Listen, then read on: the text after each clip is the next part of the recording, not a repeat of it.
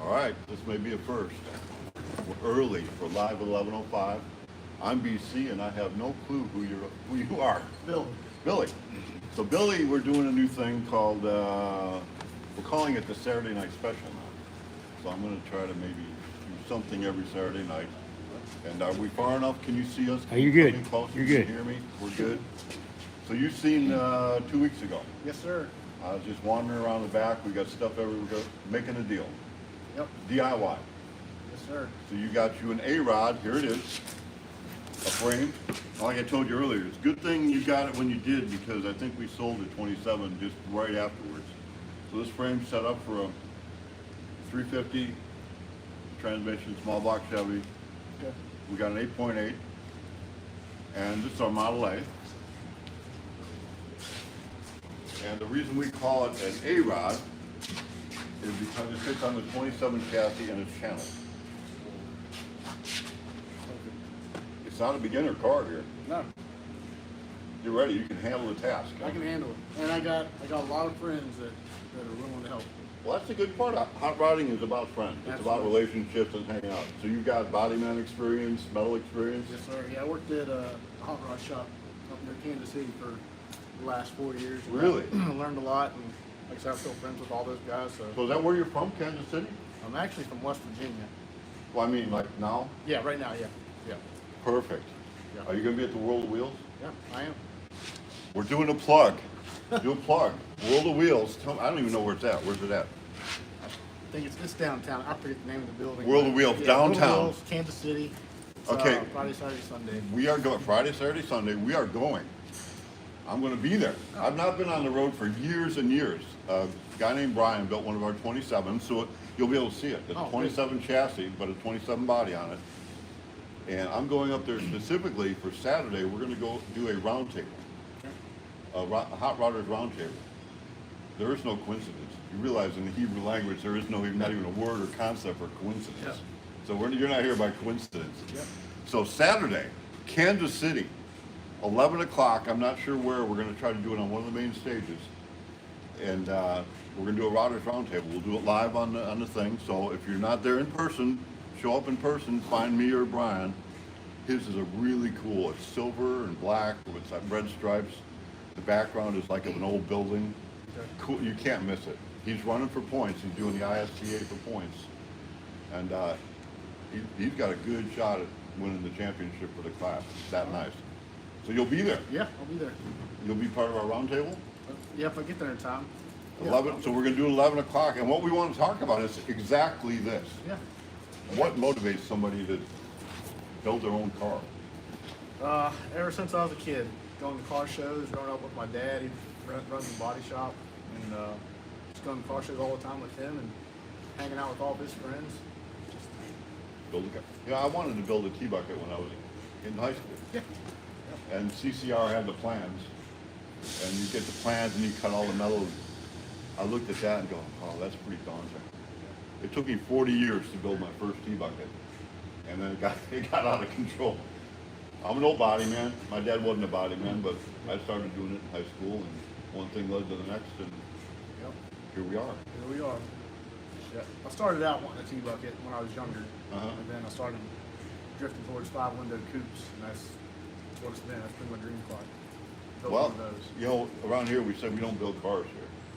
We build dreams. Absolutely. And every car that we do, it's a dream. It takes an effort to make your own car. Yeah. When I started doing it, first, my kids were, I told my wife and my kids, I said, I'm gonna build a car. And they're kind of like, okay, what is that? You can't just build a car, you gotta go to the store and buy a car. It's kind of like, you know, if you're gonna get groceries, you go to the grocery store and buy your groceries, you can't grow groceries, you know, Right. that's the mentality of everybody. Yeah. But you can build your own car. Yes, sir. So while these guys load everything, why don't we go ahead and talk about some of the, I'm not gonna say problems you might encounter, but the challenges. Okay. So this one has already been, got the hinges on. It's not been latched on. I probably said I was gonna give you the latches, didn't I? Did I? I think so. So I better find some latches. All right, so there'll be a piece that goes in here. We need to have that piece. The piece that goes back in this area to put the latch on, I don't see one of those here. So as you watch this come down, and I'm just gonna go over some of these things, you probably know everything, but for anybody that's watching it, it'll be handy. So you gotta, if you visualize it from the point there where it's swinging, this is gonna swing down in an arc, in a good circle. You want this striker to be coming out and swinging around, so when it hits the latch, it's gonna hit it swinging straight in, not at an angle where it'll bind into the latch, so it's gonna come down. This may be off a little bit.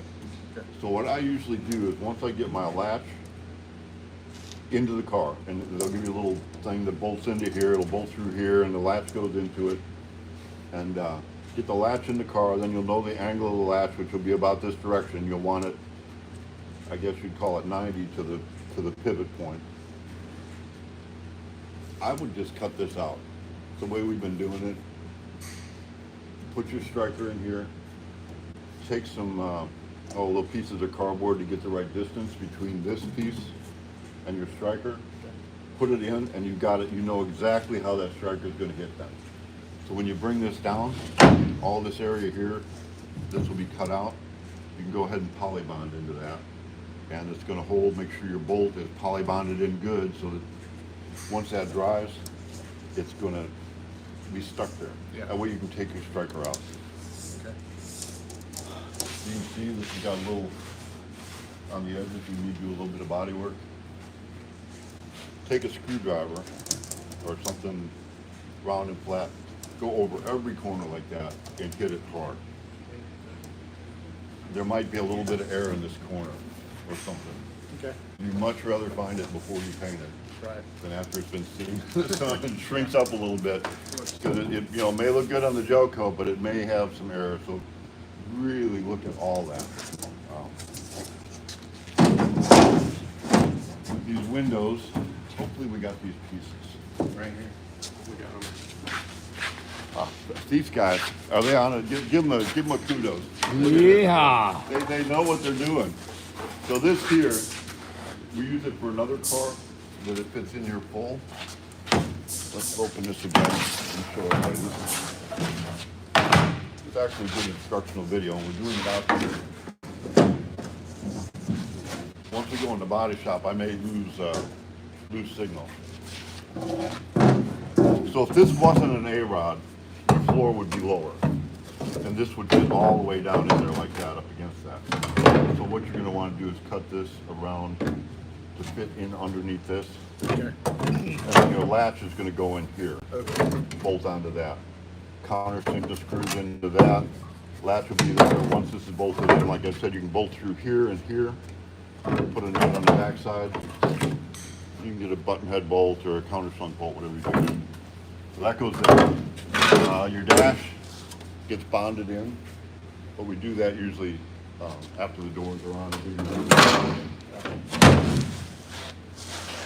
Here they are. So if you look at the window, why don't you go through here? Look through this. No, go through this guy.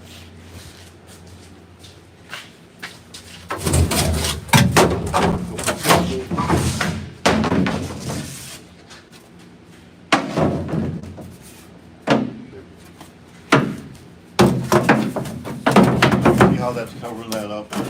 What we're gonna do, if you look on the inside here, it's already marked. If you cut that out and put that in real tight to here, that's gonna give you a flat spot that you can glue your window in. Okay. So after it's already painted, clean it, it's gonna have a nice 90 edge. Prime it, clean it, paint it. Go ahead and mask off the body right on the edge. Urethane around, smash your window into it. And at first I tried to clean all my urethane up right away. It's much easier to just pull the tape while it's wet, let it dry, take a razor blade, and cut the urethane off the window. Okay. You can do it either way, but if you're a body man, you know if you look at urethane, it's gonna be all over you. Yeah. Same thing with the back. This is the back piece. trimmed out, cuts out. All you're gonna see is just that little lip of where the glass goes. Glass-wise on the front here, you can see this little divot here. The glass will flush mount in the front. And I take like that old chrome molding. All the cars used to have the chrome molding down the side. Yeah. And you can cut a 90, since this is pretty squared, you can roll it over this and cut 90s on the corners, and it looks like a good trim. What gave me that idea, I was working on an old Lamborghini one time, and that's how the trim was around the window. Okay. It was just like a sticky stuff around the window. Really, people make a big deal about all the exotic cars and those. What we do here, we hand build cars. That's virtually what those are. So That's what I'd rather have. you're hand building a hot rod. The doors are not pre-hung on this one, but you can see there's a nut inside all these. Let's try to go in the body shop. Let's see if we can go in the body shop. Yep. Hopefully we don't lose connection. If we do, we may just come out and finish it. Okay.